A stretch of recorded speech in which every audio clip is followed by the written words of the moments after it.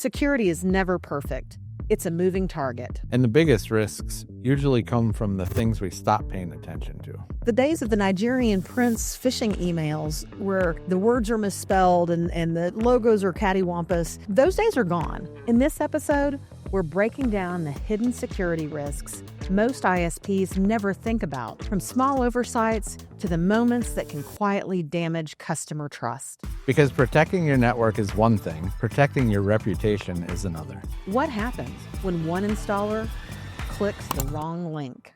And suddenly you're explaining a breach you didn't cause but still have to own.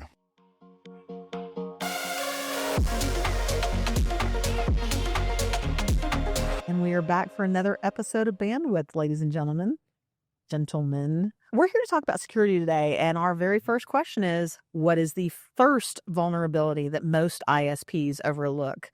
Larry, you're the winner chicken dinner to start us off today. All right, but I don't think we're going to have the same answer, so I think it's okay here. I think that most overlook their legacy hardware and their physical infrastructure. Like, you start to forget about these things. Eventually, you've been doing the firmware updates and you're good about it. Eventually, they stop publishing the firmware updates. And but eventually, there are known vulnerabilities. And I can tell you, people don't forget about the known vulnerabilities. They will exploit those to death. So I think that's one of the things you need to be looking at is, once this legacy hardware is reached its end of life, you need to let it be end of life. Right. Let that be one of the many definitions that actually comprise end of life for you. It's not just is the light still on? Is it still functioning? Is it supported? Or who left their SNMP with public and then lock down the IP addresses so that you can scan and oh yeah, look, this is running that version. We know how to break into that version. Yeah, I think those are things that get easily overlooked if you're not careful. Yeah. Rick, what do you think? I would say this is kind of it should be a tenet of your security approach, but I've seen very commonly that people don't do this, and that's taking a default deny type of approach to like your firewall rules and your access rules. So for those that aren't familiar, basically you are blocking everything except for the traffic or access that you absolutely know that you need. So only opening the ports that are absolutely essential, only allowing the subnets or IPs that are absolutely essential. Sounds obvious, right? But that's not how devices ship by default. And when you think about it, like philosophically, if you take that approach, you're only poking holes where they need to be. Otherwise, you have to be aware of all the holes and you're constantly trying to patch them. So it is definitely a good foundational practice to get into. It's a good habit. If you're just rolling this out, I would say address lists are a godsend for this, just in terms of trying to, kind of control the chaos and implement this across multiple devices. Because of course, you're not one and done. You're having to do this across dozens, hundreds of devices. That's an excellent point because I think it's counterintuitive. Most people are like, well, I want to block this because I don't want to allow that threat. I want to block that. And if you don't know security, you don't think that, you don't know. Right. You don't know what you don't know. You think that's the way to do it. But the better way is block everything and only allow what you need to go through. Least privilege. Okay. Yeah. I like it. Least privilege. So let's talk about your employees a little bit. Do you train all employees on phishing, even your installers? You could let me go first again. Rick. No. Yeah. I was like, what's it been long enough? I thought I was going to get you going. Yeah, Teasing you. I know. Yes, and I'll take it a step further. I would say that if you're working with contractors that aren't willing to go through these same internal, screening processes and training procedures, I wouldn't work with them. I mean, that might sound extreme, but if you have a breach and you are audited, then like that's going to be damning. Right. So like how do I phrase this? Like security is about security. It is about keeping your data safe, your customers' data safe, your network secure. But all of these things are also about compliance, right? So you have to demonstrate that you did all the right things because it's almost inevitable that something is going to happen at some point. But if you did your diligence, those CEO emails where you need to go buy a bunch of gift cards immediately. Anything can happen. Yes, exactly. But if you did your diligence and you can prove that you did that and you document it, we trained everybody and here's what they were trained on, they were refreshed on it every 12 months, then you're going to be in a lot less trouble than if it's like, oh, well, yeah, we did that with the 85% of our people that have access that we give, a paycheck to, but our contractors that are outside of the business, no, they never went through that training. Well, they have the same access to that equipment. Oh, yeah. How's that going to look? Yeah. Right. Yeah, I agree. I mean, even more so, I say the installers, because the other thing is, they've got the cell phones or the tablets that they're using to get all the install information, and that is probably sitting outside of your corporate firewall. So, you need to have them trained. They've got these devices that are probably more vulnerable than most of the devices in your network that they're using on a daily basis. So they better be up to speed, and, you risk passwords because I guarantee those phones have passwords that you need to access the network. They've got the install information, so they, you could strategically develop an attack on a customer. If you pull the installs and you know that they're going to Fred Smith at 2:30, you show up as XYZ Internet at Fred Smith's house. He's expecting you.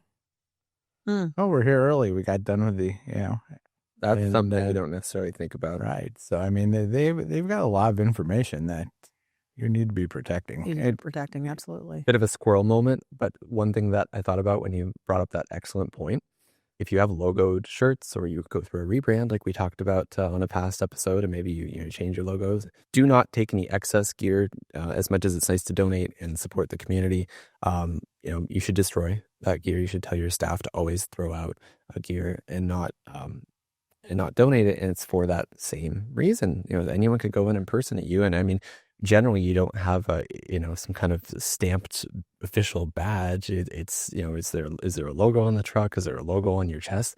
That's pretty much good enough. That's the sniff test. So don't be putting that stuff out in the community. That's a really good point. Yep. So what's your protocol when a vendor in your tech stack suffers a breach? Where do you start, Larry? Because I mean, it's something none of us want to think about, but it happens. Right. Where do you start? So just don't panic. I mean, it's going to happen. It's going to happen, and then try and isolate yourself as much as isolate that part of this. I don't know you. I'm going to go in a room and I'm going to develop a solution. Come talk to me, because I'll be secure that way, but nobody else will be. So, if you have API keys into the network, change those, remove those, do whatever you can, change passwords, things like that. Then you got to look at what was the vulnerability and what was the breach. So assess what it's at and how does that really impact your interactions with them? Because, maybe there is they got breached, but it might not impact you as dramatically as you think. Mm-hmm. And then what steps can you take if you are impacted by their breach? How do you resolve those issues? Can you trust them going forward? Do you think, are they taking the right steps on their side? Because you need to ask them that too. What did you do to address this breach and decide if you can move forward, and then communicate it out to your customers. Again, I think transparency, and we always were big advocates of transparency. You need to let your customers know that this happened and this affected you, even if it wasn't you that caused it. It's stuff that you're using. So it's going to look 100 times worse if you hope that nobody puts two and two together, right, and then that leaks and you're not the one controlling the conversation. Then it hits the evening news. Right. Because that can happen. Yeah. Worst case scenario for sure. You're going to be alerted to this somehow. I hope it's not just you hear it through the grapevine or whatever. You saw it on the evening news. Right. So maybe you got an email or something, but I would say immediately you should be engaging to qualify specifically, kind of like you were saying, Larry, what was the depth and the breadth of this breach? Was it all data? If it wasn't all data, explain to me what were the characteristics of the data that was breached. Then once you understand that, was it PII? If it's like IP addresses that are like private IPs on your private network, and that's all that like that doesn't mean anything, kind of unto itself, and that may something like that. Yes, you want to be aware that happened, but that is an internal thing. You may not have any obligation or any advantage to telling your customers about that. But if it is PII or anything that's bordering on PII, you absolutely need to be proactive, like you're saying. Right. And generally with that, if it's a documented breach like that, when you reach out to your customers, the vendor generally instructs you, here's a contact that you can include if there are any questions. It's not even just necessarily you, because it wasn't your breach. It was a vendor that you use in your business, in your tech stack. And that is going to help take some of the heat off you, right? It legitimizes the fact that you're not just making things up and trying to get the heat off yourself, but okay, well, I can actually email, whatever, security at vendorxyz.com if I want to. And besides just customers, your staff too. Make sure you've informed your staff what this vulnerability is and how it's impacting, and what the right staff, way. What's the message? What's the message? Right. Yeah. So, give out the same message, because if you start giving out different messages, that quickly becomes a problem in all of itself. Yeah. What are the talking points, and stick to the story. Say what's necessary, stick to the story, just the facts, ma'am. Right. What do you do about security for your customers? If your customers are asking how they can have a more secure network in their home, how far does an ISP go to support that for them? What kind of suggestions would you have for John Q. Public at an installation? It is advantage 742 of offering a managed Wi-Fi solution, for sure. Let that be my problem. Let me help you with that. You can pay me for the privilege. You can pay me for the privilege. Yeah, that's where my mind goes. Right. I mean, we sold them the routers that we then configured properly, and we would upgrade if they need upgrades. And they hit the reset button. Things like, of course. You know what the easiest solution we found to that was? We bought little black dots, put them over the reset button hole so that they could not see the reset button hole.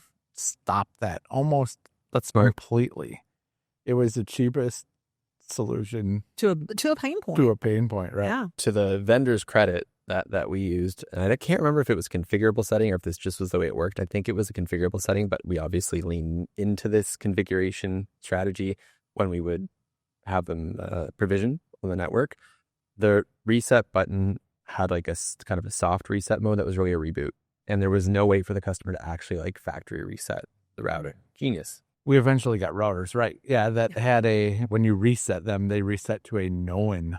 So, I mean, they could go to a config that we could at least get to, and it wasn't having to walk the customer through from that side or bring in the router and we'll get it back online for you. Yeah, those are easier. Those are expensive mistakes.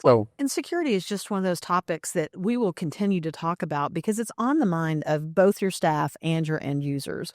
And then the partners that you're choosing to do business with. It's an important topic, and we've got to be willing to bring that out into the light for sure. And it's not one and done, right? No. You can't just educate yourself on security and then you understand security. It is literally a game, well, figuratively, a game of cat and mouse, right? The second that a new vulnerability comes out, you have to understand it. You have to understand how to play with it. And then once that's thwarted, a new vulnerability will come out, and it'll be that way. Because the days of the Nigerian prince phishing emails where the words are misspelled and the logos are cattywampus, those days are gone. It's right. sophisticated. It's getting very sophisticated. AI is accelerating that. It's really, because now it's super targeted to you, because it's specifically addressing you are things. giving you names of people that you would recognize. Right. You might be expecting a file from somebody, and all of a sudden a PDF is coming through, and then there's the cascading effects of one person in your organization opening the wrong email. Yeah, the targeted phishing attacks have benefited from AI. Yeah, absolutely. Sadly, yes, along with everything else. Right. Yeah. Excellent conversation, gentlemen. Thanks. The more systems you stitch together, the harder it gets to stay secure. Sonar connects your network, billing, and customer management in one place, so your team can move fast without creating blind spots. Keep operations simple and secure with sonar.software. All right, gentlemen, it's time for my favorite segment, Love It or Hate It. Paddle time. Paddle time. There is never an acceptable situation for a shared login.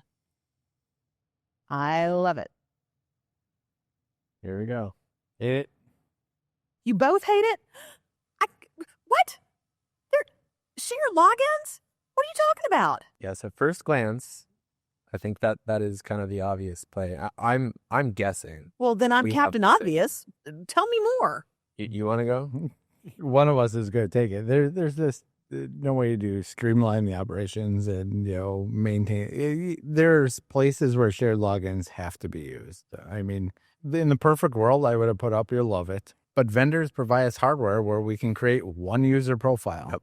You get one login from this company into their portal. They're not willing to give you another one unless you're going to pay for a second subscription. Even then, they literally might not have the capability of doing it. That's exactly where my mind went as well. If this portal is the vendor's information and it doesn't contain any sort of personal information or whatever, is there really a risk in that? I mean, what's the worst that can happen? And at the end of the day, the risk that's being assumed by having that shared login is on that vendor's side, not on mine. But if you were to take this at face value and enforce it with an iron fist, like, you just can't work with that vendor. And that's why I think it's not a practical thing to uphold to its absolute bitter end. If what we're talking about is, an ecosystem that you control and you can, create as many logins as you want. Yes, shame on you for having shared logins, and not just shared logins, but if you aren't statefully, strategically curating your role access, how much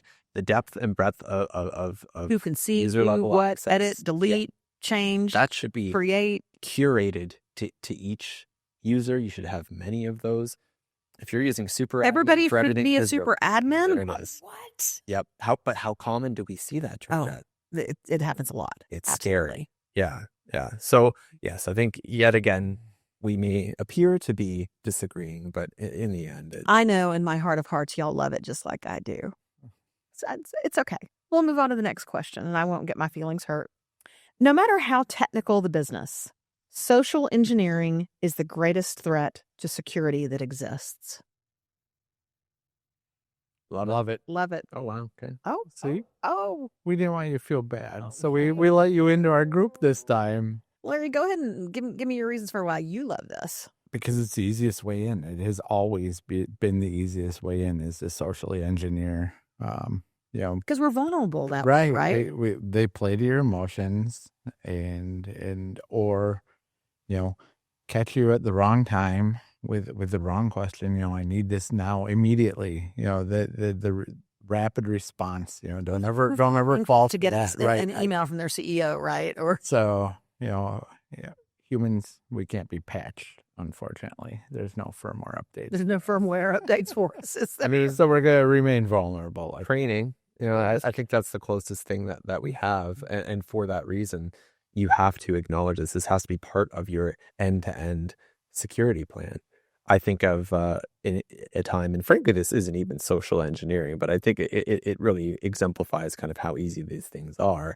I remember one time at the office, I don't know if I was the person that was called back to talk to this person, or I just happened to stumble into this situation, but our receptionist had let a vendor that nobody, like we didn't, this was a potential vendor, I guess is the way to characterize it, right? He was looking to work with us, and they had let him in, led him through the building, and had him wait in the warehouse, the unattended warehouse, until they got somebody to talk to him.